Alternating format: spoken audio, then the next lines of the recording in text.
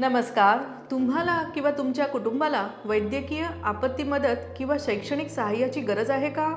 महाराष्ट्र शासनाची मुख्यमंत्री सहायता निधी ही योजना गरजूंसाठी एक मोठा आधार आहे.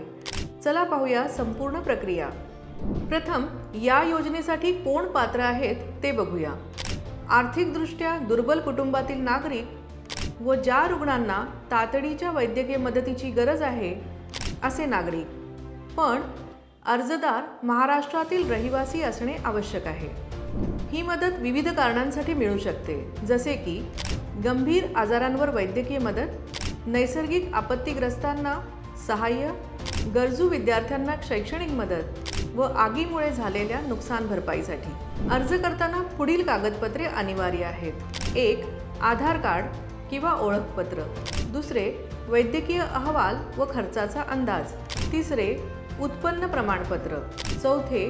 बँक खाते तपशील व शेवटी रुग्णालय व डॉक्टरांचे प्रमाणपत्र. तर आता बघूया अर्ज कसा करायचा. ऑनलाईन पद्धतीने अर्ज करण्यासाठी स्क्रीनवर दिलेल्या अधिकृत वेबसाईटला भेट द्या.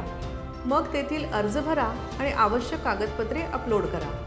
ऑफलाईन अर्ज करण्यासाठी जिल्हाधिकारी, तहसील कार्यालय इथे अर्ज सादर करा किंवा मुख्यमंत्री कार्यालय व संबंधित सरकारी विभागामध्येही अर्ज दिला जाऊ शकतो.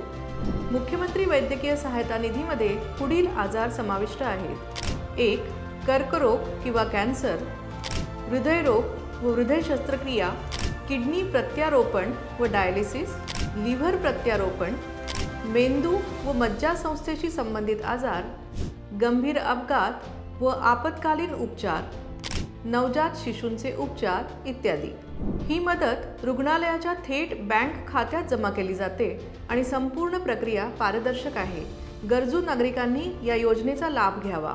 अधिक माहितीसाठी स्क्रीनवर दिलेल्या टोल फ्री नंबरवर संपर्क साधू शकता. जय हिंद, जय महाराष्ट्र.